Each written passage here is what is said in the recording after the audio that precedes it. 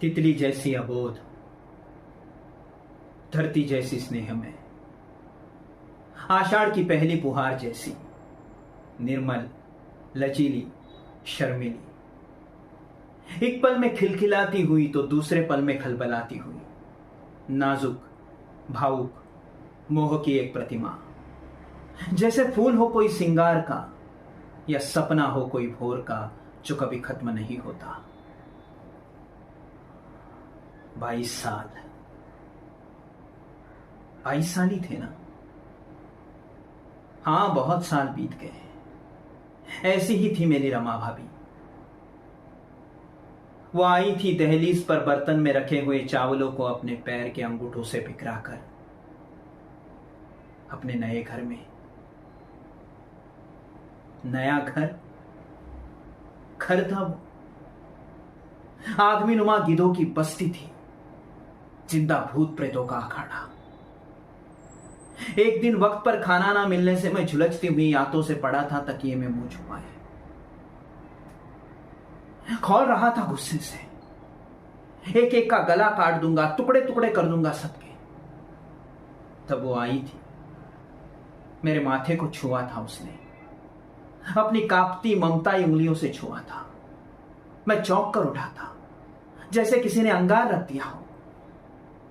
अपने दाएं पैर के अंगूठे से जमीन को कुरतते हुए उसने कहा था, मैं खाना लाई हूं तुम्हारे लिए, सबसे छुपाकर, खा लेना, किसी से कहना मत, नहीं तो।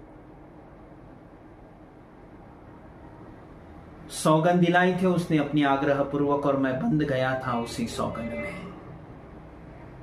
मैं चुप रहा, सब कुछ देखा किया, असहनीयता देखना मगर देखा किया। 22 साल, उस पर होने वाले अत्याचार, उसका तड़पना, तिलमिलाना, सिसकना, सब कुछ देखता रहा एक मुर्दा बनकर कीड़े की तरह। उसकी एक एक आशाएं, एक एक अपेक्षाएं जहां की तहां राख की ढेरी में बदलती गई। एक ही तो थी उसकी वांछा, सिर्फ एक, जिसको वो प्राणपण से अपने छाती को चिपकाए हुई थी, अपने देह और मन के कनकन के शक्ति को बटोर कर भी थामे हुई थी।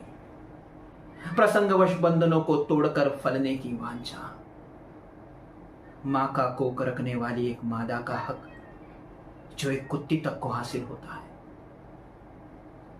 लेकिन उस प्यारी सी बेल पर ना कोई फूल खिला, ना कोई फल जमा।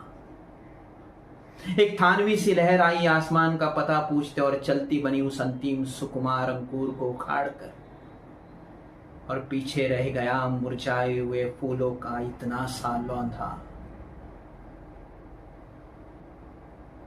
पलक पर जैसे आंसुओं की निपट पाकर चट्टान, और शेष बचे सड़ी आशा की झूलती शाखा पर पंजा जमाए हुए बाज गिद्ध।